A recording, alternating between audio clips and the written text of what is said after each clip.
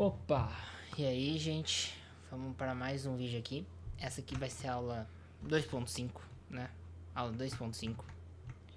Eu tô deixando esse modo claro aqui, mas eu vou deixar no modo escuro que talvez facilite para muita gente. Talvez tem muita gente que não goste do modo claro, né? Eu só me instalei e fui indo. Deixa eu colocar no modo escuro aqui. Um momento. Dark. Aí, pronto. Talvez que mais fácil para o pessoal ver agora. Enfim, desculpem para quem se incomoda com o modo claro. Muita gente, na verdade. Enfim, vamos lá. Sem mais enrolação. Aula 2.5. Como eu sempre digo aqui na colinha. Depois, se vocês quiserem, eu mando esse arquivo pra vocês. Eu coloco em algum lugar, disponibilizo. Talvez eu coloque no GitHub do projeto depois. Enfim, essa aula ela vai ser sobre as anotações. Como é um tópico que é bem importante, né? Vai ser um tópico que eu vou usar nas próximas aulas, principalmente para resolver o desafio da aula passada. Que, se não me engano, se não me falha a memória, era para criar o modelo, criar o modelo usuário. Como vai ter muita coisa aqui de anotação que talvez você não saiba, porque talvez não tenha aprendido isso no negócio de Java, eu vou colocar essa aulinha aqui a mais, né, para explicar as anotações. Então, vamos lá. Bom, primeiro, queria explicar o que é uma anotação, né? Isso aqui não está na colinha, mas a anotação ela serve para passar uma informação, um contexto a mais sobre aquela classe. Então, se aquela classe ela vai ser uma classe para configurar a segurança do teu projeto, aí tu coloca uma anotação para isso. Se vai ser uma classe para, por exemplo, para representar um usuário, vai ser um modelo, né? Que é o caso atual. Aí tu coloca isso ali. Existem várias anotações e cada uma delas vai ter uma utilidade, e a utilidade no geral é passar alguma informação a mais pro teu Java, para ele saber como que ele vai configurar, como que ele vai instanciar aquela classe. Porque o que acontece? Todas as classes no Spring Boot elas vão virar beans, né? Que é a definição de beans. O Bean ele vai servir como para modularizar teu projeto. Então tudo que tu quiser lá, tipo, quando tu criar uma classe de usuário, né, que é o exemplo que é o desafio da aula passada. Tu não vai ter que ficar criando instâncias, tipo, usuário é igual a usuário user, usuário 1 igual a new user. Não, tu não vai ter que fazer isso. O Java vai fazer isso para você. Então, a ideia é todas as suas classes serem beans e você apenas configurar. E é para isso que servem as anotações, para você mostrar, falar pro teu Java o que aquele bean vai representar, o que ele vai ser, sabe? Então aí, ó, é basicamente isso aqui. Então, tendo isso em mente, né, que essas anotações vão servir para dar um pouco de informação e contexto para o nosso Java, vamos agora entender como que o Java ele interpreta essas anotações. Primeiro que tem um processo de anotação. Ele por algum motivo tá vazio. Tinha coisa aqui. Ué, cadê? Aí, boa. Ah não, isso aqui não tinha não. Isso aqui não tinha não. Nunca teve. É o processo de anotação. Aqui ó. Identificar as anotações. Tá, vamos lá. O que acontece? O teu Java, ele vai ter as anotações, pra quem nunca viu, elas são assim ó. Elas são arroba alguma coisa. O que acontece? O teu Java, na hora que ele inicializa, ele vai inspecionar cada uma das suas classes buscando esse component. No caso do Java, o Spring, etc. Eles vão fazer isso, né? E vai registrar, ele vai procurar isso, né? Ele vai usar a reflexão, que é o mecanismo que o Java usa para examinar e modificar o comportamento dos seus beans. E para isso, com isso, ele vai descobrir quais são as classes que têm anotação e quais vão ser as anotações especiais que ele vai ter quais são as configurações que ele vai ter que fazer. Então, por exemplo, aqui, ó, quando você usa um component, ou service, ou controller, o Spring ele vai escanear as classes do seu projeto em busca dessas anotações para registrar esses beans, né, que como eu disse, são instâncias, são moldes das suas classes, né, de como o Java vai controlar elas, vai lidar com elas, e registra isso tudo no Application Context. Isso aqui, Application Context é um pouco mais profundo, né, um pouco mais... É um assunto um pouco mais profundo, então vou deixar para outro dia, caso seja pertinente. Bom, processamento. Isso aqui é um pouco parece extenso, mas boa parte disso aqui é só exemplo. Isso aqui é só exemplo. Enfim, o Spring, depois que ele sabe quem são as suas classes que têm as anotações, ele vai mandar isso pro Bean Post Processor, que vai ajustar os seus beans. Ou seja, você tinha lá um bean cru, né, do seu user, né, do seu model user lá, seu modelo, né, como eu já expliquei do MVC, você tem lá um modelo e ele tá cru. Aí só que ele viu que tem uma classe lá, tem uma propriedade que vai ter um auto-wired. Desculpa a pronúncia, às vezes dá uma falhada. E com isso ele sabe que ele vai ter que fazer alguma coisa a mais naquele bin. Não pode só deixar aquilo ali, senão vai estar incompleto. Então, ele vai lá e faz uma configuração extra no teu bin. E essas configurações extras, elas podem ser de várias formas, elas podem fazer várias coisas. Mas, no geral, elas tendem a querer modificar o comportamento da tua instância ou adicionar coisas a mais nela. Que podem ser, né, que não necessariamente são comportamentos. Por exemplo, no caso do auto-wired, eu ainda vou aprender a pronunciar isso. Ele tenta encontrar, geralmente é quando você tem uma anotação que você quer injetar você quer ter uma propriedade, né, que tu quer injetar naquele teu sistema. Então, se você já tem... Eu vou exemplificar isso quando chegar a hora, mas basicamente pensem que ele está injetando automaticamente as dependências. Então tem uma propriedade, uma instância de uma classe ou interface que você precisa para fazer aquela classe funcionar como deveria. Então você usa o auto-wired, que ele vai injetar aquela dependência na tua classe. Vocês vão ver quando chegar a hora, que aí eu explico melhorzinho o que está acontecendo. Aqui é só mais um escopo geral. E também tem o caso de outras, por exemplo, o transactional, que é para você ter uma segurança a mais na entrega e retorno dos seus dados, né? Quando você faz uma interação com o banco de dados. E ele usa o AOP, que é a programação orientada a aspectos, para poder lidar com isso. Ele cria um proxy, né? Para fazer isso. Então, com isso tudo que eu falei, a gente consegue entender que o processamento, né? O que você tem que sair depois desse textão aqui, né? Não precisa ler o texto, eu coloquei mais pra didática, pra ficar mais fácil de explicar. E quem quiser pausar, ler, ou então lendo enquanto eu for falando, sei lá. Eu não leio na ordem ali, mas enfim.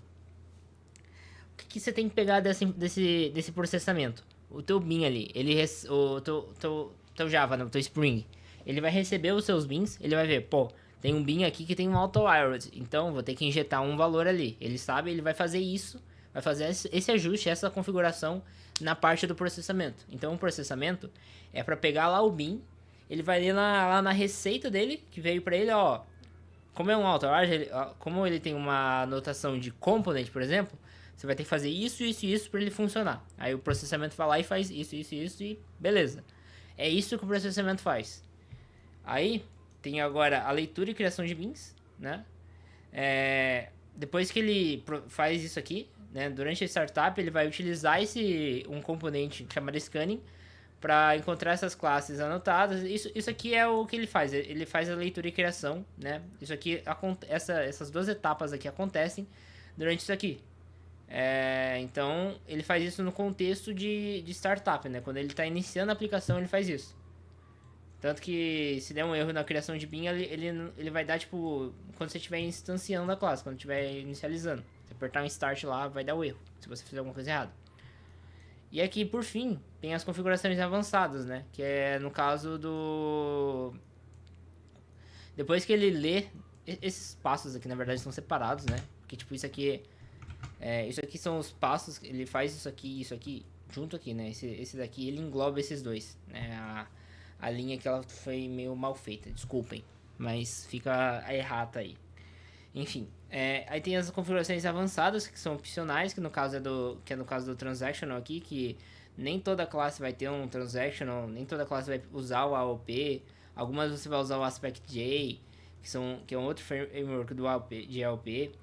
Enfim, você pode ter configurações avançadas de acordo com o bin que você está com a anotação que você está usando. Então, resumindo, o que você tem que fazer? O que faz, né? O que acontece? Você vai identificar as suas anotações, ver o que você tem ali de anotação. Isso tudo, como eu disse, é feito durante startup, né, durante o início da aplicação.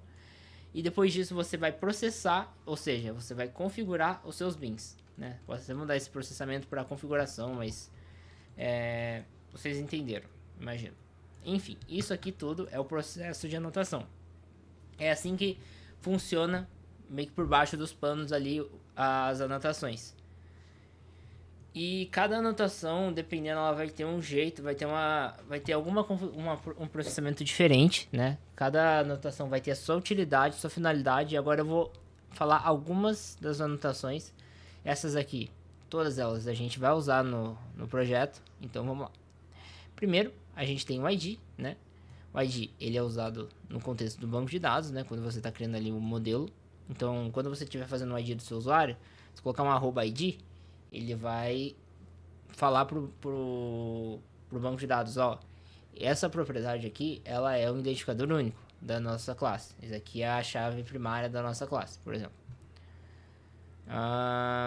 Aí tem o generated value, né? Isso aqui é para você gerar um valor, para você configurar como vai ser gerado o valor daquela coluna. Então, por exemplo, se você está ali no ID, né, que é um ID que vai ser numérico, que vai ser tipo 1, 2, 3, 4. Você pode usar o generated value para definir como vai ser a estratégia que você vai usar. Como que você vai definir qual que vai ser o próximo ID. Nesse caso aqui, que é o caso que a gente vai usar, pelo menos no que eu vou fazer, se vocês tiverem, não quero usar o identity, quero usar outra opção de estratégia. Suave, tranquilo, pode usar. Aí a gente vê como que fica. Se der erro, eu não sei como. Talvez eu possa ajudar a resolver. Mas eu não posso garantir que não vá dar erro se você escolher outra estratégia. Porque o que eu uso é essa daqui. Né? Eu não coloquei em prática as outras ainda. Porque essa aqui sempre me funcionou muito bem. Então eu não mudei ela ainda. Mas o que isso aqui faz é a identidade, né? Ela vai colocando valores contínuos. Então, vai colocar 1, 2, 3. Se der um erro e mesmo assim tentar ali não criar, ela vai pular o 4, vai fazer o 5 e etc. Bom, a coluna é para você definir o mapeamento de um atributo. Ao mesmo tempo que o ID ele define que aquilo ali é um indicador primário, a coluna é para você configurar coisas como o nome da coluna, se aquela coluna vai ter valores únicos ou não, o nome da coluna. Eu já falei o nome, tô perdido.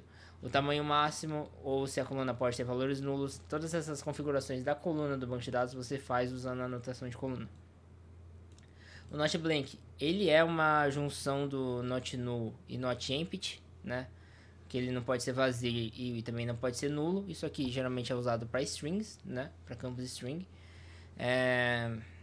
Isso aqui é uma junção dessas duas. Em alguns lugares vocês vão ver o pessoal usando as duas. Eu prefiro já explicar com o not blank, que basicamente você coloca uma verificação, você coloca uma anotação ali para o seu string saber que aquela variável não pode ter um valor vazio, né? E também não pode ter um valor nulo. Então você usa o not blank que ele vai verificar todas essas coisas. O tamanho, eu só não lembro agora se o not blank ele vem por padrão ou se é de uma outra dependência. Qualquer coisa, se der erro, deixem isso aqui de lado. Eu ajusto no próximo vídeo com vocês. E no próximo vídeo eu já pretendo colocar o not blank.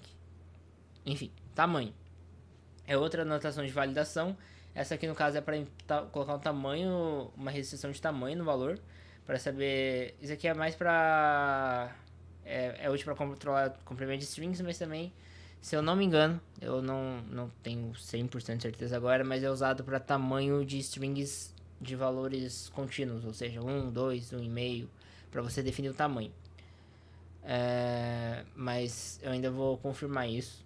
Mas é coisa de vocês pesquisarem no Google ali, talvez eu coloque como uma errata. Mas enfim, é para definir o tamanho das suas propriedades.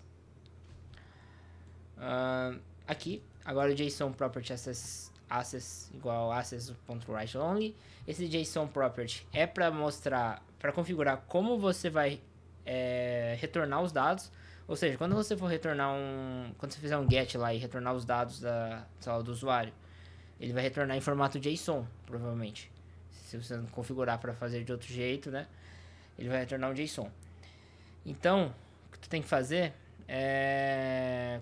Isso aqui é para configurar se aquilo ali, aquela propriedade, tu não quer mostrar ela. Por exemplo, se tu tá colocando uma senha lá, tu não quer que o usuário receba a senha no JSON, porque falta de segurança.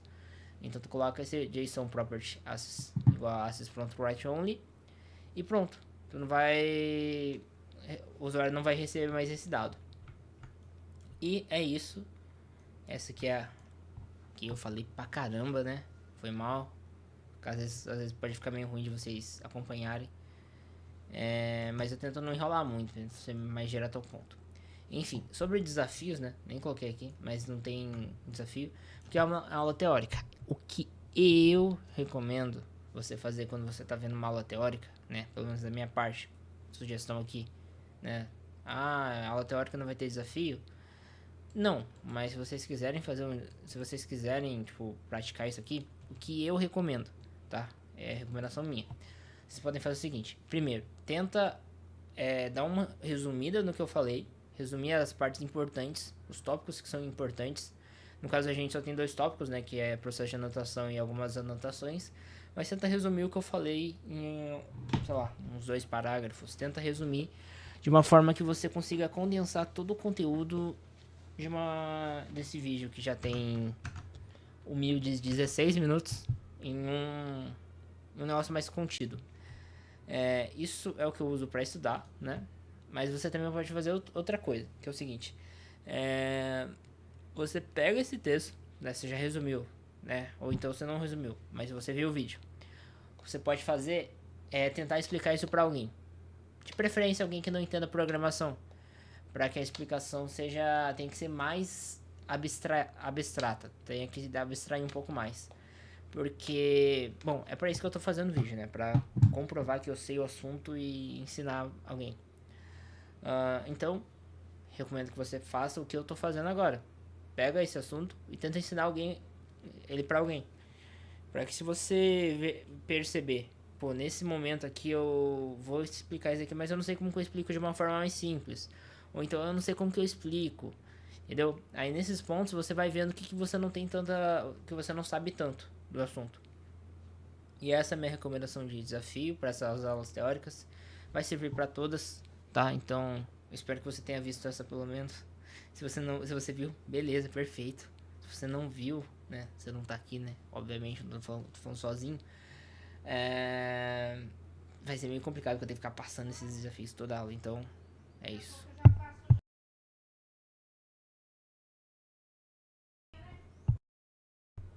E é isso. É isso. Eu vou parando por aqui. Muito obrigado quem apareceu aí, né? Quem viu o vídeo. Se puder comentar alguma coisa, dar um like, sei lá. Eu não sei o que fazem. Eu não sei se youtuber. Eu só programo e faço academia. Muito obrigado pela atenção. Um beijo.